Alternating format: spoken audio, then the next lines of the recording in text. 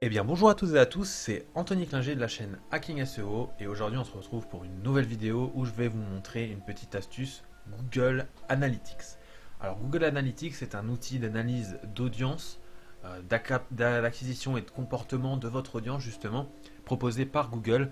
Donc ça vous permet d'analyser vos blogs, vos sites e-commerce, vos sites vitrines, un peu tous les sites sur lesquels vous allez ajouter le script Google Analytics.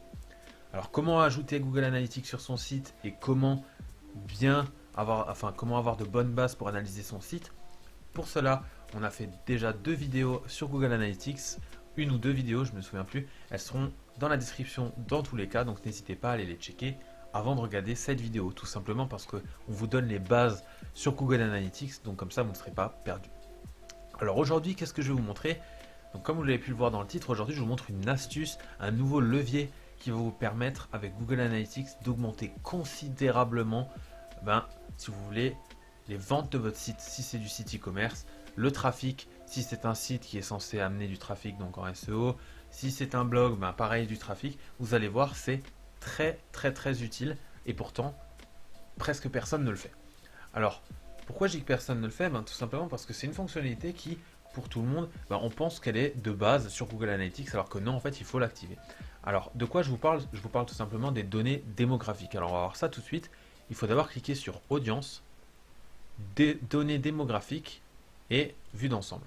Alors on arrive ici et là en fait qu'est-ce qu'on voit? On voit qu'on peut analyser des données de type démographique, c'est-à-dire sexe, âge et ainsi de suite. Donc lien de parenté, c'est pas encore actif sur Google, mais ça commence à être développé. Ça l'est déjà sur Facebook. Mais par exemple, si vous êtes fiancé, marié, célibataire, etc., vous pouvez analyser tout ça avec Facebook et bientôt avec Google. Google propose déjà le sexe et l'âge, comme j'ai dit juste avant, sauf que c'est une fonctionnalité qu'il faut activer. C'est-à-dire, si vous ne l'activez pas, vous n'aurez jamais ces données sur votre site. Là, par exemple, vous pouvez penser que ce sont les données qu'il y a sur votre site. Or, si vous n'avez pas activé les données démographiques et les centres d'intérêt, vous ne pouvez pas connaître les réelles stats de votre site. Alors là, vous pouvez lire rapport sur les données démographiques et les centres d'intérêt. Alors l'avantage quand on va activer cette fonction, c'est qu'on va non seulement activer les données démographiques, mais également les données de centre d'intérêt. Chose très importante, notamment lorsque vous avez un blog de niche ou un site e-commerce avec une niche bien particulière et bien précise, bien définie. Alors vraiment, faites attention à ce qu'on va faire, c'est très important. Alors, avant que je commence à activer la fonctionnalité, on va voir justement comment se présente un peu le rapport. Alors, vous avez la possibilité de voir en une fois ici, il me semble que c'est juste la prévisualisation avant que vous activiez le rapport. Donc, on peut voir les différentes séquences d'âge, une segmentation qui est faite de, je crois, 6 ans en 6 ans, un truc comme ça. Non, ça dépend en fait. Donc là, vous voyez, vous avez les pourcentages en âge de visite sur votre site. Ensuite, au niveau du sexe, on a un diagramme qui vous permettre d'avoir un rapport femme-homme pour voir qui visite votre site en majorité. Et enfin, les centres d'intérêt.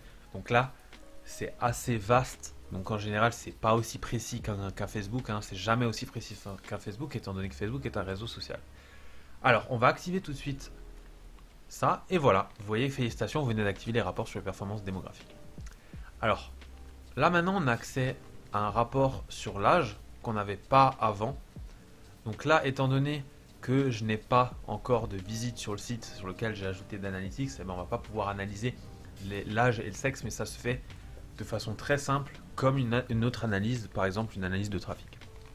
Alors maintenant, une autre chose très importante en termes de légal, si vous voulez activer cette fonctionnalité, il ne faut surtout pas oublier d'avoir des mentions légales sur votre site, d'avoir déclaré votre site à la CNIL et enfin d'avoir sur votre site une extension ou alors que vous l'ayez codé vous-même, une barre qui indique que votre site accepte les cookies.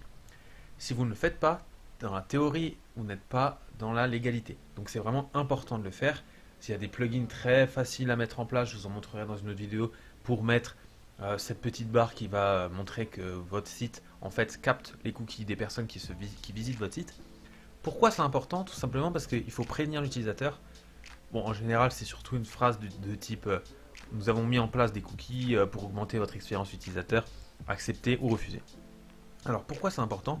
Tout simplement parce qu'une personne, il faut savoir qu'elle a des données personnelles. Et donc là, je ne vais pas rentrer dans tout ce qui est légal parce que c'est assez long et chiant, mais il faut quand même le savoir. Quand vous allez sur un site, vos données personnelles sont envoyées au site dès lors où vous acceptez les cookies.